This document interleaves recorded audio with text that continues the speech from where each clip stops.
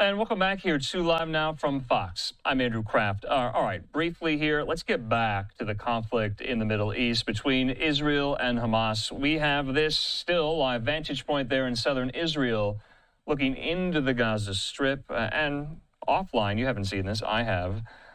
We've seen some explosions in the early morning sky there. It's a very early Thursday morning in the Middle East. We're talking about this. Remember, we've been bringing you some of these updates from Western leaders there in Europe and North America, like in France, like in the UK, leaders there saying they will recognize a Palestinian state. They will officially recognize Palestinian statehood in September, come the UN General Assembly in New York City, unless the humanitarian situation improves there in Gaza and or a ceasefire deal, hostage deal, is reached.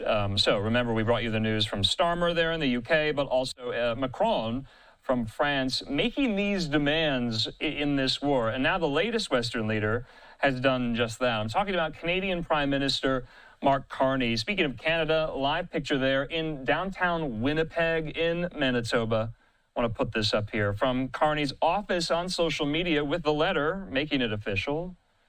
He says Canada has long been committed to a two-state solution, an independent, viable, and sovereign Palestinian state living side by side with the state of Israel in peace and security. This is the latest in a series of symbolic announcements that are part of a broader global shift against Israel's policies in Gaza. Carney convening a cabinet meeting to discuss the situation in Gaza. He said it came after he discussed the crisis with British Prime Minister Starmer, who, like I said, announced a similar move yesterday. Here's Carney alongside the Canadian Foreign Minister making this announcement today. Let's listen. Convened a cabinet meeting to do two things. One, provide an update on the state of negotiations with the United States, and secondly, to discuss the situation in the Middle East. With respect to the first, the trade negotiations with the U.S., as you know, we're seeking the best deal for Canadians. We have not yet reached that deal. Negotiations will continue until we do. Minister LeBlanc and senior officials will remain in Washington in pursuit of that goal. The focus of our meeting was really the Middle East. The level of human suffering in Gaza is intolerable. Earlier this week, the Minister of Foreign Affairs represented Canada at the UN high-level conference on a two-state solution in New York. In recent days, I've spoken with our allies, including President Macron, Prime Minister Starmer, President von der Leyen. I've also had a number of discussions with our ambassador to the United Nations, Bob Ray. International cooperation is essential to securing lasting peace and stability in the Middle East, and Canada will do its best to help lead that effort. Canada has long been committed to a two-state solution, an independent, viable, and sovereign Palestinian state living side by side with the state of Israel in peace and security.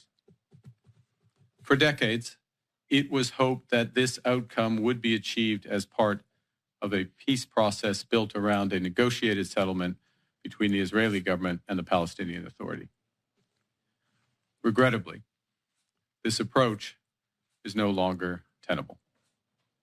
Prospects for a two-state solution have been steadily and gravely eroded, including by the pervasive threat of Hamas terrorism to Israel and its people, culminating in the heinous attack of October 7, 2023, and the terrorist organization Hamas's long-standing violent rejection of Israel's right to exist and its rejection of a two-state solution.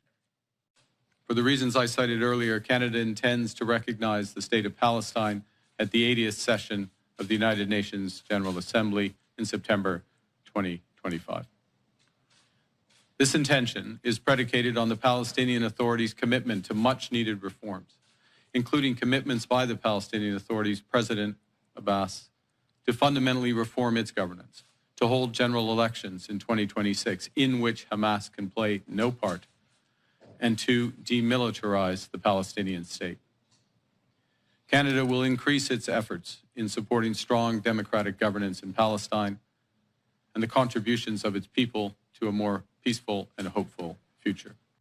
Okay, Canadian Prime Minister there, Mark Carney, saying that come September at the 80th UN General Assembly in New York, Canada will recognize Palestine as a sovereign state there. So following the lead of France and Britain with similar announcements.